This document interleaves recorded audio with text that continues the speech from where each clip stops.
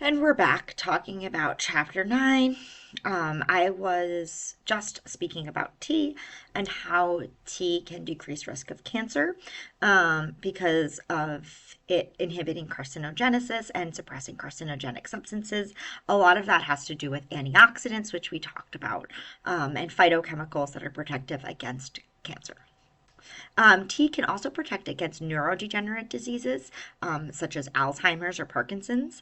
In particular, tea can decrease plaque formation associated with Alzheimer's, raise dopamine levels to ward off Parkinson's, and protect against deterioration of brain function. So, tea has a lot of health benefits. Cocoa is an indigenous crop in the equatorial rainforests of Central and South America.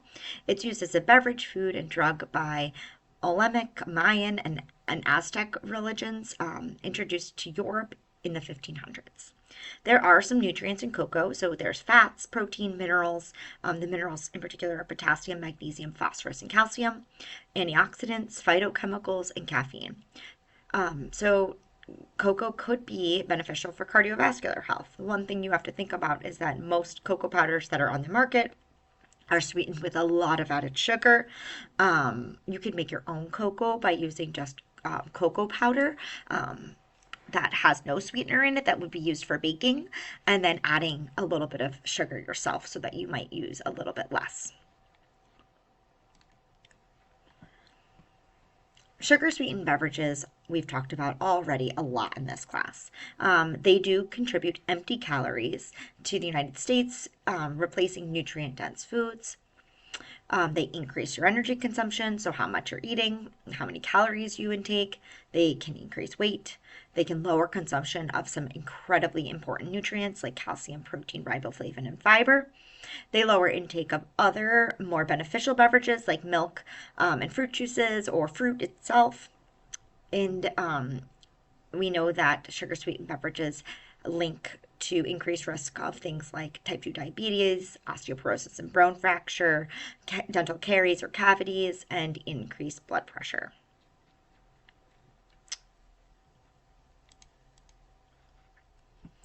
I always say that I think there's a place in the diet for every single food except soda. I know that a lot of people really like soda, and I will never tell someone, no, do not drink soda. As a dietitian, I would try and figure out how to keep it a part of their healthy diet and make sure that they're not replacing key nutrients with soda. But for me personally, like all the calories that I could be eating in food instead of drinking as soda, it just doesn't balance out for me. I'd much rather eat my calories. That's just me though. Um, so then we can talk about some functional beverages. So energy drinks, these are really popular, sports drinks like Gatorade and enhanced waters. So energy drinks are non-alcoholic beverages supposedly containing energy enhancing ingredients. Typically, the ingredients that they contain are sugar and caffeine. There are some concerns around energy drinks because they're not regulated by the FDA. Caffeine levels are not suitable for all. They can be really, really strong levels of caffeine for some people. Um, and mixing them with alcohol increases heart arrhythmias. I mean, this is something that can be very scary. Um, Consuming them before or during exercise can also cause things like lightheadedness and nausea. I am recommending that you watch this energy drink video. It just talks a little bit more about energy drinks and what they can do, but basically you just want to think about the fact that they contain a lot more caffeine than say a cup of coffee, and you have to be really mindful of drinking them when you drink them. Um, if you're going to be exercising afterwards, use caution. Do not mix with alcohol, and these are important. In 1965, Gatorade was invented to alleviate dehydration and muscle cramps. It's a sports drink that's formulated to replace fluids and electrolytes lost through sweat and to provide energy for muscles.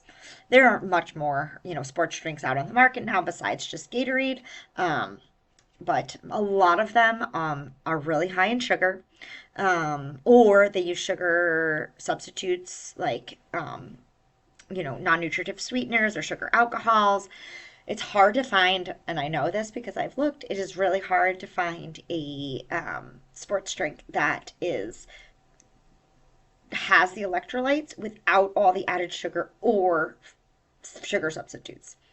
Um, so what should you look for in a sports drink? You want to look for about 4 to 7% carbohydrates. It can be in the form of glucose, sucrose, and fructose. It should be low in sodium, about 55 to 100 milligrams per serving. You don't need a ton of sodium after you've had exercise. You'll get some of that sodium back with eating too. You just need enough to keep you from dehydrating. You do not want to have sports drinks that are carbonated, and they should not have any caffeine because that could dehydrate you more. Enhanced waters like vitamin water, these are waters with added vitamins.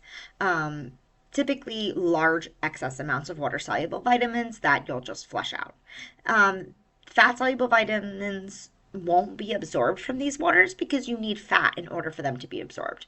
Remember that. You're not going to absorb fat soluble vitamins from a beverage that has no fat. A lot of these enhanced waters also have sugar, which can contribute to excess calories and be stored as fat. There are waters that contain fiber out there. Maltodextrin is the soluble fiber that it has, but it does not behave the same way as fiber does from foods. It does not have the same health benefits as eating foods that contain fiber. Antioxidant water is not really verified by research to help protect your body. It's not backed by research, so who knows what it's doing, if it's really doing anything or if it's just a marketing technique. And so most of these enhanced waters are sadly no more helpful than drinking other sweetened beverages. So let's switch gear and talk about alcohol. So alcohol is not a nutrient. Yes, it provides 7 calories per gram, but it is not a nutrient. It's a clear, colorless, volatile liquid, and it's most commonly ingested as ethyl alcohol or ethanol. Ethanol is not an essential nutrient. It's not stored in the body, but we do think a lot about its absorption and metabolism. It's absorbed in the stomach and the small intestine, and it's transported to the liver where it's metabolized. So there's some factors that influence the absorption and metabolism of alcohol. So having food in the stomach can slow alcohol absorption. Gender affects your metabolism of alcohol. So women have less body water than men. So women will absorb about 30% more alcohol into the blood than men of the same weight, which makes women more susceptible to alcoholic liver disease, heart, and brain damage from drinking alcohol. And ethnicity also plays a role. Native Americans have higher rates of liver damage due to alcohol consumption than members of other groups. However, this doesn't paint the full picture because social determinants of health also come into play here. What is considered a drink of alcohol? Moderation is defined as, for men, no more than 2 drinks per day, and for women, no more than 1 drink per day. A standard serving of any type of alcohol contains the same amount of alcohol. So all these on the right-hand side all contain the same amount of alcohol, even though they're different amounts. So 12 ounces of beer, which is about 150 calories. 5 ounces of wine, about 100 calories. 1.5 ounces of 80 proof distilled spirits, which is 100 calories. 12 ounces of wine or malt or spritz-based cooler, 210 to 230 calories. 3 ounces of sherry or port, 130 calories, and 9 3/4 ounces of malt liquor, which is about 135 calories. So you can see that even though these are different ounces, different volume, they do all contain the same amount of alcohol, which is considered 1 serving. So things to look out for with alcohol is that medications can increase the effects of alcohol, even Tylenol. Alcohol impairs testosterone synthesis and sperm production. It causes increased urination, which can lead to dehydration. Dehydration is the main factor contributing to a hangover. You drink too much, you wake up the next day, you have a headache, nausea, vomiting, the lights are killing you, dry mouth, you're irritable. That is because you are dehydrated from the alcohol. Blood alcohol level, or BAL, indicates the amount of alcohol in the bloodstream. It's not related to the number of drinks one consumes, but how much of that alcohol is circulating in the blood at a given level of time.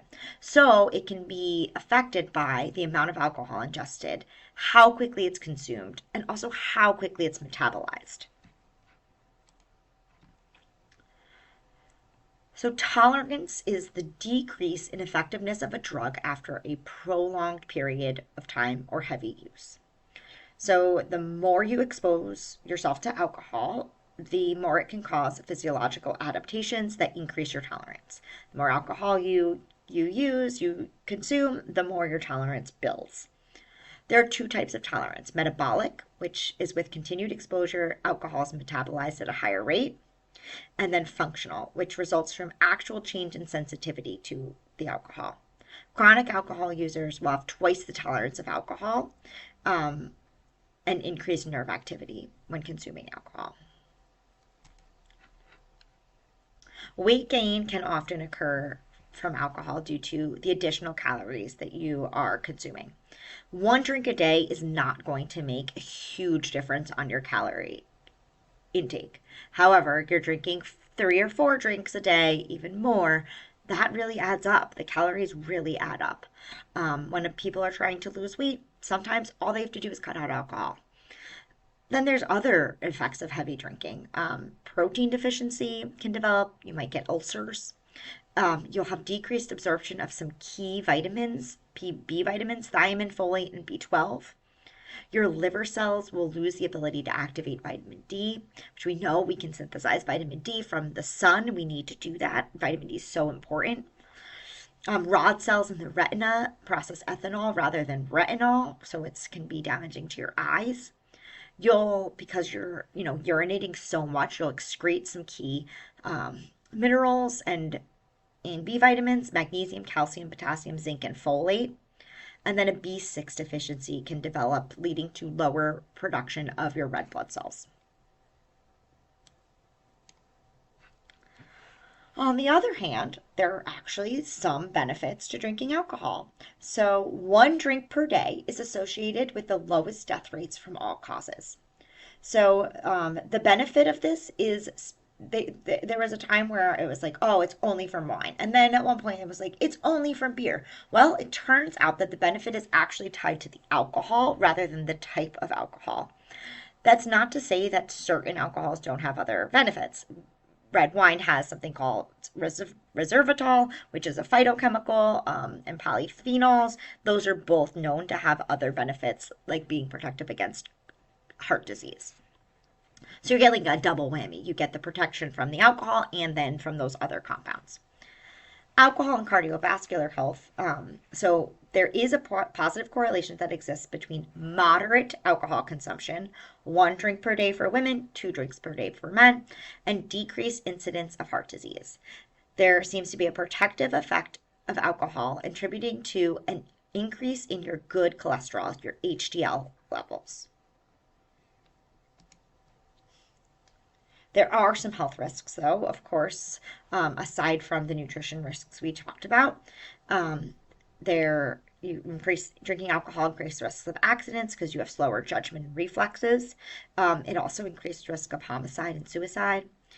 There are drug interactions that happen. Medications will take longer for the liver to process. Because alcohol can be damaging to the retina, it can cause night blindness because it blocks retinal formation to see at night. Breast cancer risk is unfortunately raised even just from 1 drink per day. So this is the one instance where moderate alcohol consumption is not shown to be protective, is with breast cancer. Excessive alcohol use can cause throat, esophageal, and colon cancer, can cause liver damage or hepatitis or cirrhosis. So hepatitis is inflammation in the liver, and cirrhosis is scarring of the liver. And alcohol can cause high blood pressure and stroke, pancreatitis, or the inflammation of the pancreas.